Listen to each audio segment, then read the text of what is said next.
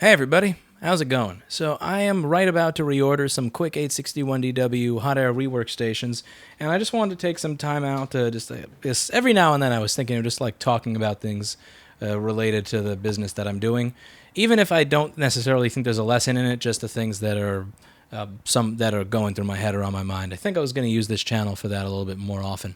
So I wanted to talk about the ordering of the Quick 861DW. So we used to be able to get them considerably cheaper than we were getting them now because of the tariff. So there was a tariff put into place, and that tariff has raised the price of the Quick Hot Air Rework Station. I think that this is not going to get done what people hope it gets done, and that was also something that I wanted to talk about with all of you here.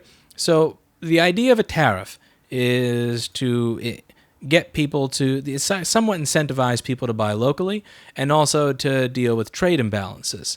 So one of the things that drives me nuts, at least in this particular field, is that when it comes to buying stuff that's made locally, it doesn't exist. So the only hot air rework station that I have been able to find that is made in America, and I mean, for all I know, it's assembled in America, not even made in America, is this Pace hot air rework system. So take a look over here. Looks like, let's see if I can find this station. Yeah, it's this old steaming pile of hardware. Now, Pace is a company that's known for being reputable, but that being said, this station is pretty. I mean, yeah, when you think about a hot air rework station, this is little more than a fancy schmancy looking hairdryer. It really is not a high-tech piece of gear. And as you can see here, it literally has two knobs. It has a knob for air, and it has a knob for temperature, and this thing is selling for over $1,000.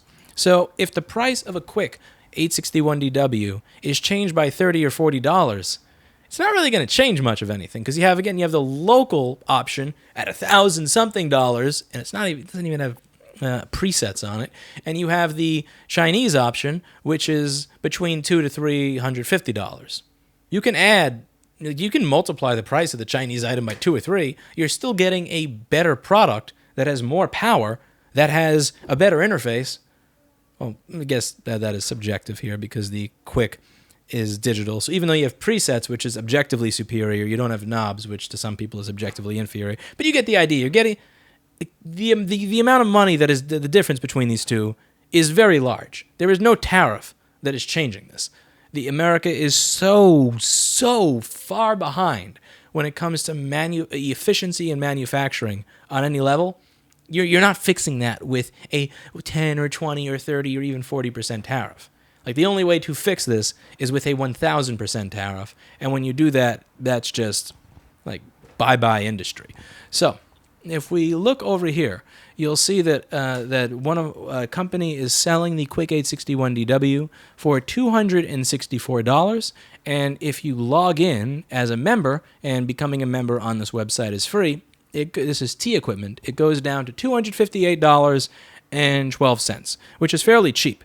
Now, the pricing that I was getting for buying them at the time was somewhere in the neighborhood of like $220, $225, around, I believe it was $225. And this website also typically will tell you how many they have in stock.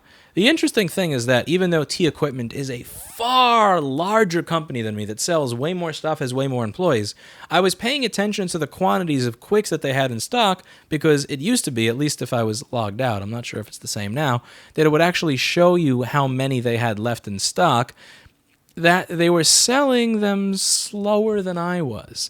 And they also appeared to have less in stock than I had in stock. So there were times where they would have 20 to 40, and I would have 80 to 120 Quicks in stock at any given time. So I believed at the time I was selling and stocking more Quicks than T Equipment, and I was still getting the price of $225. Now, what we wanted to do here is just give you an idea of what the margins are like if you are trying to sell things this cheaply, and also showcase how this completely obliterates any concept of customer service in e-commerce. So I was just going to do some basic, back of the napkin math with you here on my fancy schmancy calculator. So over here, I am going to show you my fancy schmancy calculator. So over here we have my fancy schmancy calculator, and if I do 258.12, actually let me just fix this a little bit. Oh, I can't do parentheses in here. This is going to be a pain in the same way I want to. So I'm actually going to go full noob and do this in the URL bar. This is how I do a lot of my math, sadly. So I am going to use the URL bar.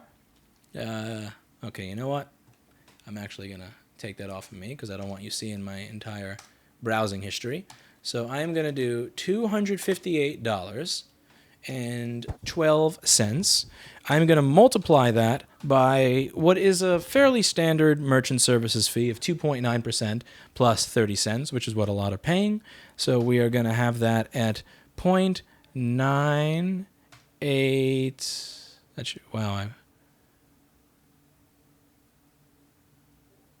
I can't. Holy crap. It is really. My brain must be melting. I can't believe I can't do this math in my head.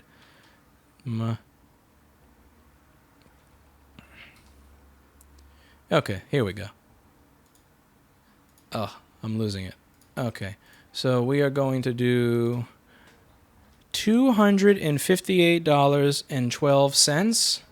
We are going to multiply that by 0.971. That's going to take account for the 2.9% merchant services fee for online transactions.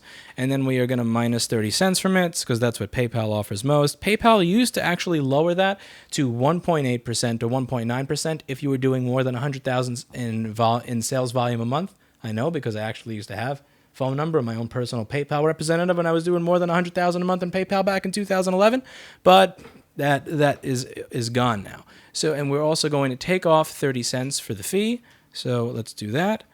Now, after that, we are going to subtract the cost of the Quick, which used to be $180 to $190, and now, thanks to the tariff, is $225. So let me just get the display capture back on here. So I'm going to do this up here. So we have $258 times, we have the merchant services fee. Then we subtract $225. And then what was I just doing?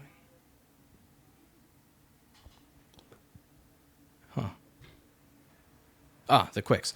So then we subtract $225. Now, let's say that this individual lives on the other side of the country. So if they live on the other side of the country, you are going to be paying maybe around $17 to ship it there.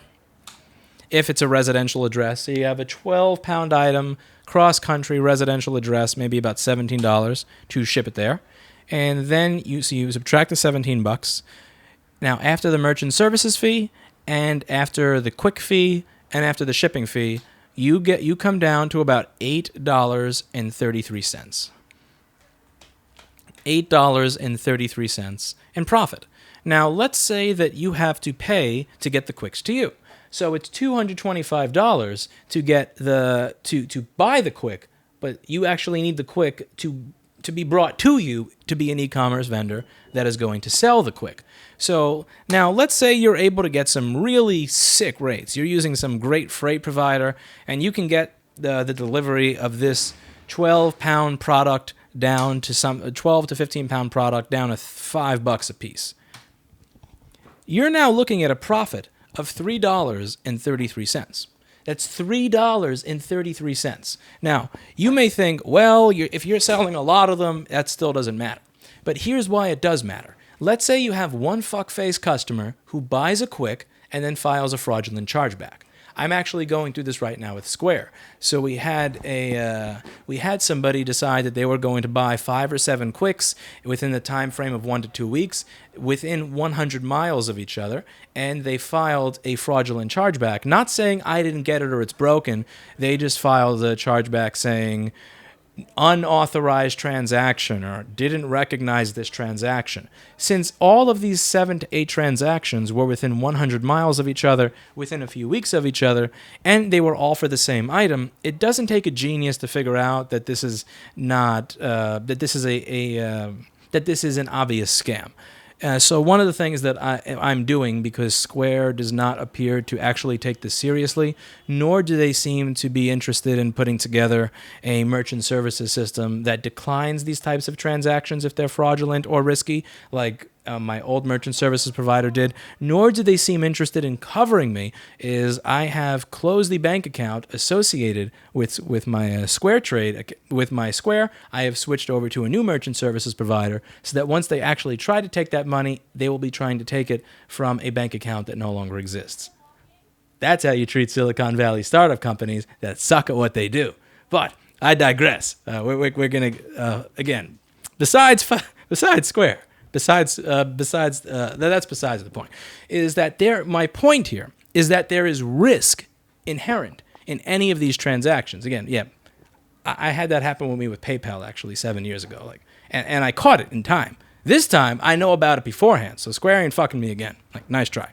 But anyway, the point here, the overarching point, is that the profit is $3.33. Now, you may say, well, $3, that's enough. You're making $3. The problem we're talking about here is risk. So that is a real risk that will affect any merchant. All of the credit cards in my pocket have an 800 number on the back of them. And if I call that 800 number and say this transaction was not authorized, that money is not going to come from the bank. That's not going to come from anywhere else. That money is going to be taken out of the account of the merchant. Even if I actually did authorize the transaction, even if I received my merchandise, customers are not quite aware of the power they have. I am, as somebody who has been on both sides of this, as a customer and a merchant for the past 10 years. If you call that 800 number on the back of the credit card, you can get your money back on virtually anything, with very few questions being asked. And there is very little that someone can do to pursue you on it, because the costs of going to court and the costs of taking off of work and lost business and all of that for one individual $200 to $400 to $600 transaction doesn't add up. So there's risk. So let's do the calculation on risk. So over here we have a profit of $3.33. So the question that I then have for you is, how many quicks do you have to sell to make up for one fuckface that scams you? This is why profit is important this is why profit percentage is more important than profit as a dollar value. So when we do this, what I'm going to do is I'm going to say, okay, so let's say we lose $225. So let's say we lose $230 because we calculated it as costing $230 to get the quick shipped. So if we lose $230, now we are going to divide that by 3.3452, which is our profit margin. So if we have one person scam us, that means that you need 69 sales to then go properly in order to make up for it. If one sale doesn't go the way you needed it to go and you're screwed, even one sale, you have one customer that files a chargeback, one customer that breaks the item and then in a manner that does not allow you to return it to the manufacturer for RMA, one customer that punctures everything or plugs the 120 volt quick into a 220 volt outlet, one customer that calls that 800 number on the back of their credit card that magically allows them to receive all their money back, no questions asked. What then occurs is you need to sell 69 items to make up for that one sale. So now let's do this as a percentage. So let's see what the percentage is allowed of sales to be screwed up.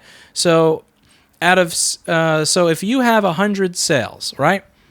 Actually, let's see. What is the formula I would need to do this as a percentage? I'm trying to think of this. So what I'm looking to do here is figure out what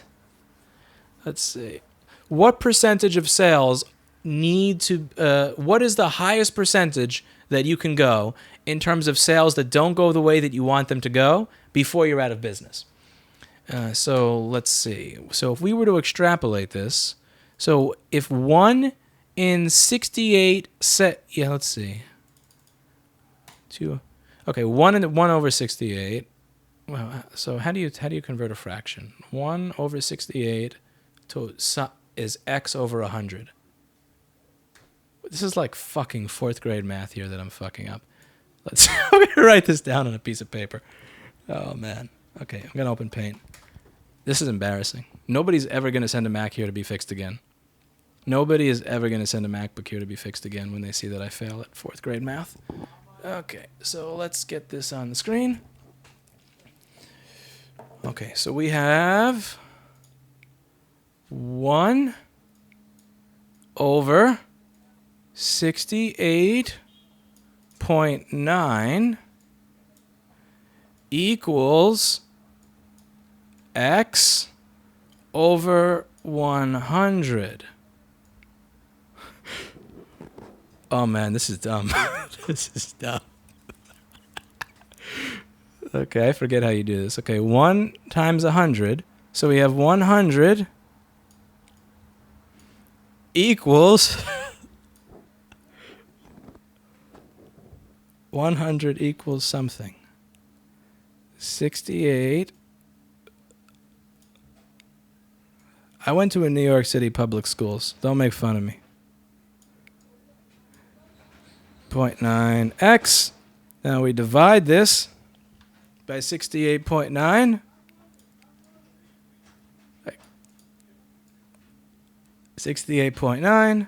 We divide u by 68.9. Okay, we go back to Firefox where I got my... Okay, 100 divided by 68.9. Okay, so the maximum number of transactions. See that math right there? I haven't done that fucking math in like...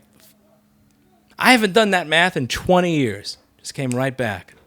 I take my omega-3s. Anyway, so if you the maximum allowed sales that can be fucked up is 1.45%.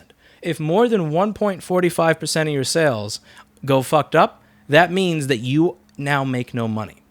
Now, what is interesting about the repair business and what allows people to get into the repair business easily, what allows for there to be this very low barrier of entry are the profit margins. In the absolute beginning of the repair business, even if you were the most basic idiot that could, that did math in Microsoft Paint for your fraction math slower than me, you were able to buy a $1 iPhone 3G screen, charge somebody $69, and spend 10 minutes of your time on it.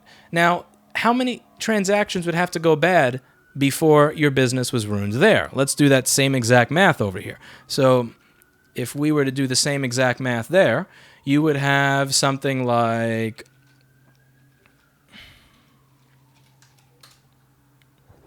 Let's see. $69. Well, actually, let's see. What is the math here? Let's see if I can figure it out. What was my formula? I need my formula.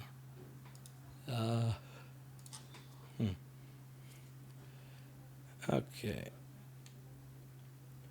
$69. Can anybody help me come up with my formula, actually? I forgot my formula. $69. That you're charging $69. The part cost is $1. The part cost is $1.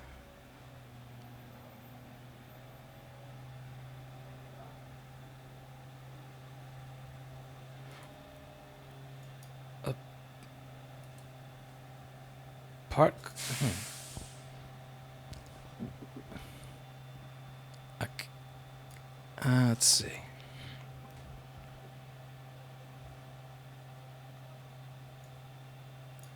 Okay, so we have 69... Actually, no, if I look at the other formula, this will make better sense.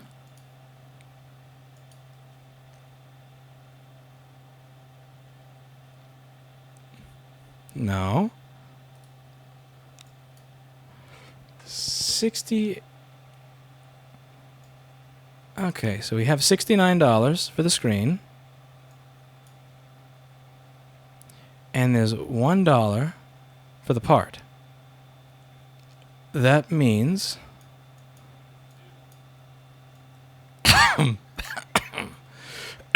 Excuse me. $69 for the part. Screen. Okay, what was the formula I used to figure out the fuck-up ratio? There was a formula that I used to figure... Okay, the formula I used to figure out the fuck-up ratio was the profit margin divided by the loss. So the profit margin divided by the loss. So profit margin divided by loss. Okay, so we have profit divided by loss. Okay, so the reason that the repair industry is a lot different here is because you'll take that $69 and you divide it by your loss, 69 divided by 1.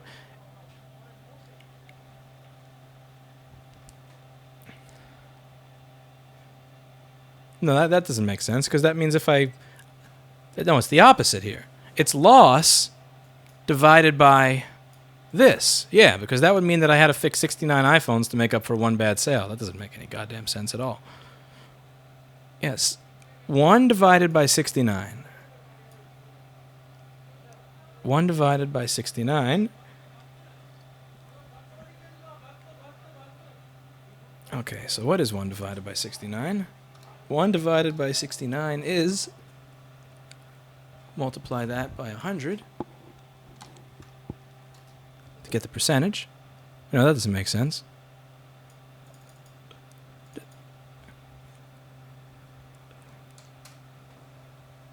You can fail 68 times for 1 success. Yeah, but what's the inverse of that? You can succeed 68 times for 1 failure. No.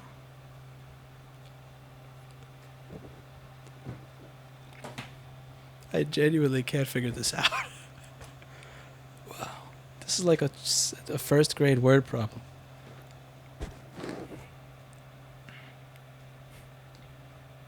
This makes no sense given how much 69ing there was in my high school.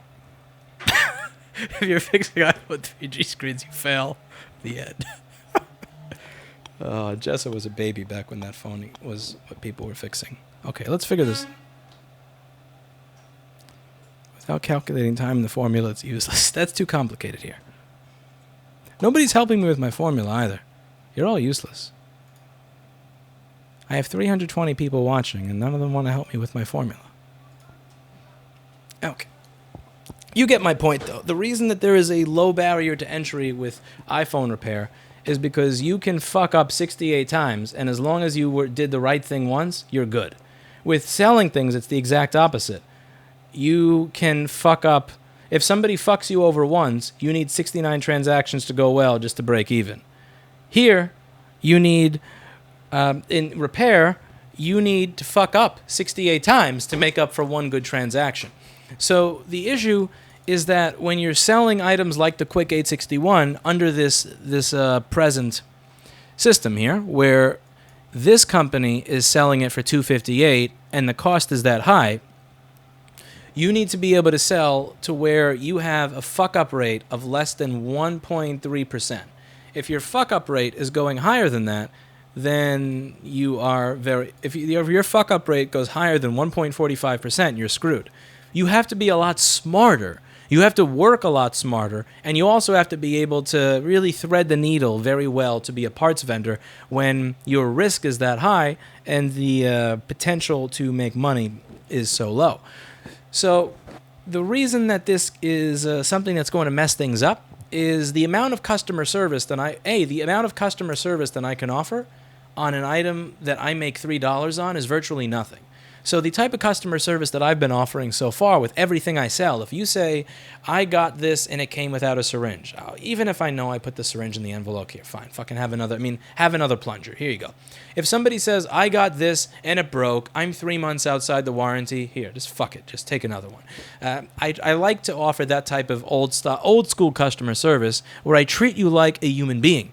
The problem is that when you have this type of rate where you can only have a transaction be screwed up 1.4% of the time. That means that if more than 1 out of 100 people, or if more than 1.4 out of 100 people needs some sort of extra service from you, or even it needs anything from you, you're kind of fucked. You're kind of screwed. And that sucks. That means that you're going to get a much lower quality of customer service.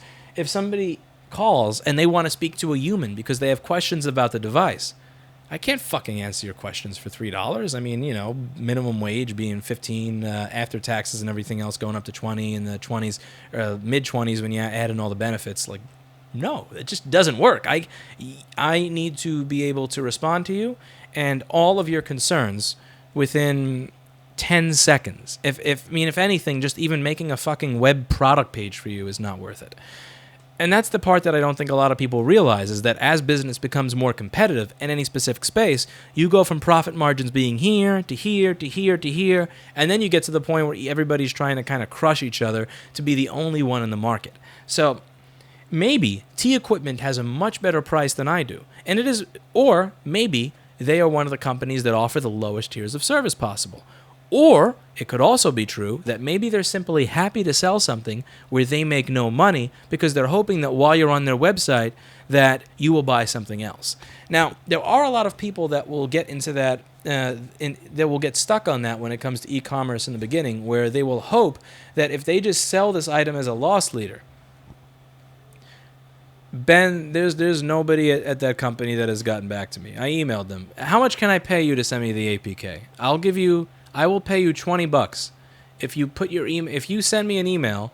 I will PayPal you $20 and then you send me the APK. But I don't want to I'm not dealing with that. They're never going to send me the app for the battery. I know they're never going to send me the app for the battery. But my point is that my point, besides the fact that I should not be here at 3 in the morning, because that actually is a good point, that I shouldn't be here at 3 in the morning. Oh, what was I saying? Yes. So the percentage of sales that are successful has to be so high that no time can be spent on any particular customer. And also no, that wasn't. I fast forwarded past that part. Let's see. We had 3. So the 3 possibilities are either A, they're selling the item, making no money, hoping that you're going to buy something else on their site. B, they get a much better price than I do based on volume, which I don't believe to be the case, given the fact that I have been selling more than them for a good amount of time based on the stock that it says on the site. Or C, they just give you the shittiest service possible, which could be the case. I bought a Weller 3000. I bought this Weller 3000 RM 3-in-1 rework station for over $2,000 from T Equipment back in 2014, 2015, and it worked like a steaming pile of shit. It's not T Equipment's fault. Maybe it is because they were recommending it on their site, but it's definitely Weller's fault that thing is a fucking steaming pile of shit that cost $2,000. But I wanted to return it. And they were very difficult to deal with in returning. When I finally did return it, it sat there for about 6 or 7 days. I emailed them about it. I wound up, I called about it. I was ignored. I eventually had to file a chargeback to get my money back. But one of the things that people don't realize when they wonder, why is service so awful? Why is it that I have to file a chargeback because you can't be asked to hire somebody to go through your fucking returns pile and actually, process them properly? Is what people don't realize is maybe that company is actually making $3 a sale. And if you're making $3 a sale, that means that you cannot afford more than 1.4% of them to go badly. And if you cannot afford more than 1.4% of them to go badly, and you're making only $3 a sale, you cannot afford to hire a Kevin or a Mikey to open up the boxes. Or even worse, you did hire a fucking Kevin, which means that none of your goddamn boxes are going to be open to begin with. That it's going to be Sunday at 3 in the morning, and the shit that showed up on fucking Friday and Thursday is still there. Maybe you have a Kevin. I hope you don't have a Kevin. I wouldn't wish a Kevin even on T Equipment. And T Equipment made me file a chargeback to get my damn money back on my station. But what I think people don't realize is that even if a company seems like they have money, they may be selling a lot of items simply to keep other people from getting into their business at a price point that does not allow them to support you. Because as I showed you that math, that is very unsustainable. Now, maybe you get really lucky. Maybe you get really lucky and you have a lot of customers that live in the tri-state area where you can priority mail them that quick station and you're only paying $12 for your shipping instead of $17. Maybe we change this formula a little bit that you see on the screen right now. So we make it so that you're only paying $13 in shipping.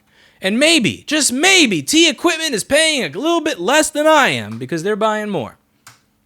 Great. Now you make fucking $10. And again, $10. $10 a station. Now we're at the point where maybe, just maybe, they can hire somebody to actually pick up the phone. Or they can hire somebody that's not a Kevin that's going to actually open the boxes. Maybe. You never know. And it seems to like get lost on people. They think, like I did 5 years ago, I paid this much money for this, and this is the service I get. Well, yeah, you paid a lot of money for the product, but how much did you pay in profit margin? Because if you didn't pay anything in profit margin, that's where the service is going to be. It's going to be shit. It's going to be shit, cock, and balls. So, the lesson that I learned a long time ago was do not sell items that don't make money. Or, as my friend Jake's mom used to put it, if it don't make dollars, it don't make sense. It's a very smart Tennessee woman there. If it don't make dollars, it don't make sense. Even if you think you are selling an item at cost and that you're just breaking even, you are not taking into consideration that you can have a fuckface call an 800 number on the back of their card, make up something, lie their ass off, and then get their money back. You are not taking into consideration that item can arrive destroyed and that the insurance company is not going to put a claim in for it. So now you have to sell 68 of those items where nobody complains about anything to make up for one fucked up sale. And if you're not taking that into account, that because you want to be the company that sells everything or a one-stop shop, you're going to fuck yourself. And then you're going to be a company like T Equipment where if I have an issue with a station and I return it, you are going to make returning it a nightmare even if I return it in good condition. And even if I return it in good condition, with every single item where it's supposed to be, barely ever used, and wait 7 days, you're not going to pick up the phone when I call you. And even if I do wait that 7 days, I am then going to have to file a chargeback just to get my money back because the type of service that you offered is such shit. And to be clear, no shade being thrown at T Equipment here. The reason that the service is going to be such garbage is because that is all they can afford to offer. I think a lot of people make this about morals and ethics when it's not about morals and ethics. It's simply about the fact that for $2 or $3, I cannot afford to pay somebody to go through these boxes at the speed that you want, especially if it's for a return rather than new money. I don't want to do that, which means that I will have to bill more. So for all the items I sell here, I don't sell anything that is at a cost where, what was I just talking about? Hello. That is strange. There's people outside that are staring at me. It always creeps me out when people stare at me. I don't like when people stare at me. It also makes me forget what I was talking about.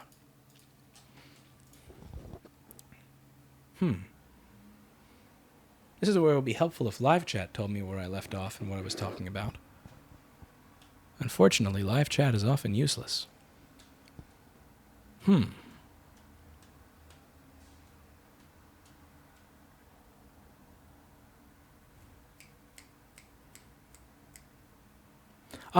The after-sale support.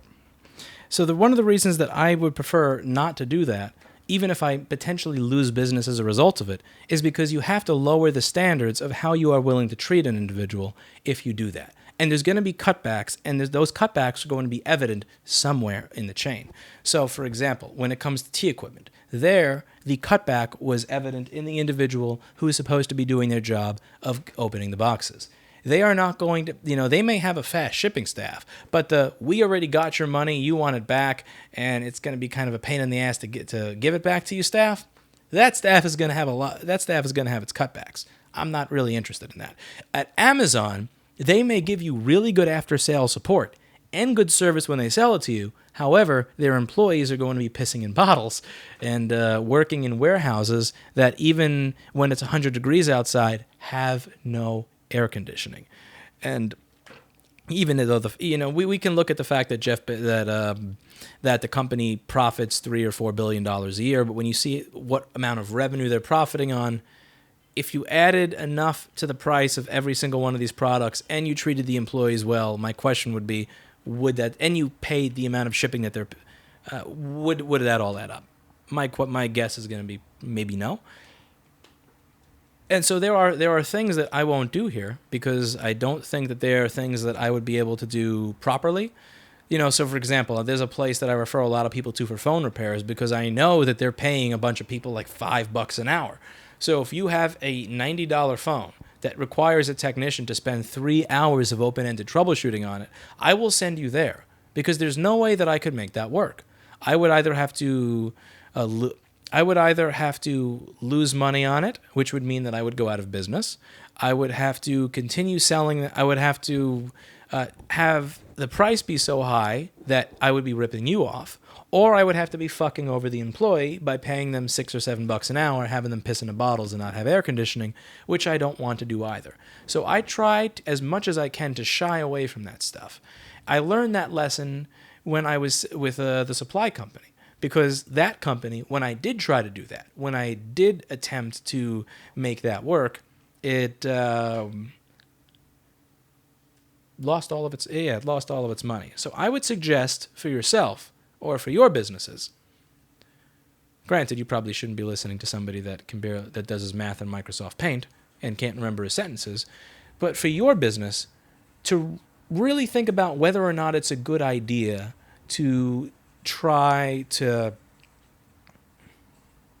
I had forgot what I was talking about again. Maybe I wrote it down.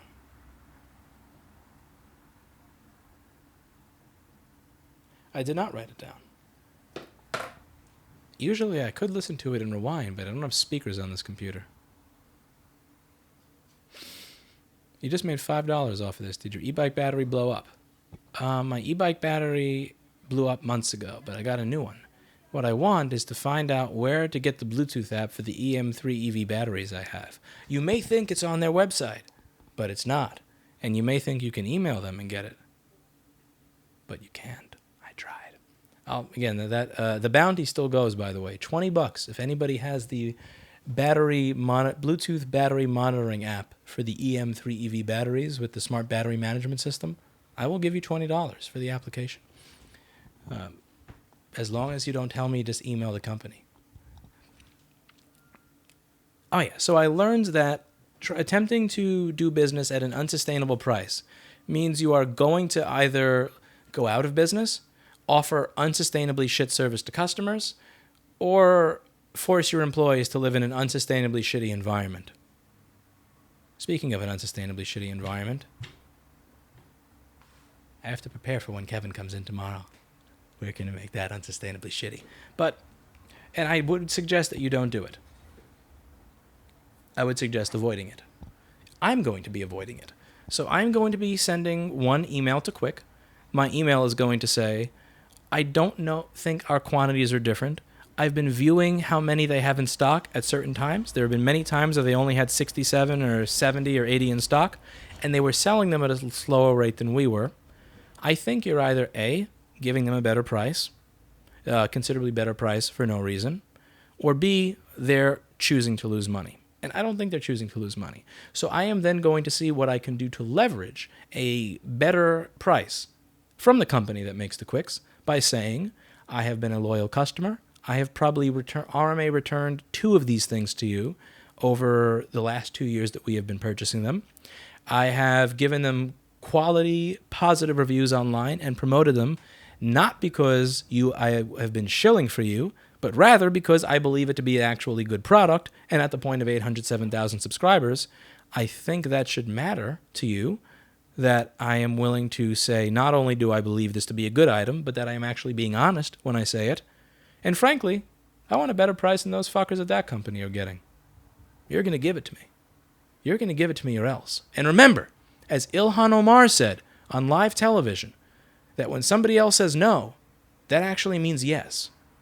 So when Quick says, we can't give you a better price, no, I'm going to assume that means yes. And I'm going to walk into their warehouse like Ilhan Omar. I'm going to take those Quicks. I'm going to appropriate those Quicks. Socialism. Communism. I walk in there with my hammer and sickle, just fucking take them all out, bring them to my basement, and I'm going to sell them on store.rossmangroup.com. That's it for today. And as always, I hope you learned something.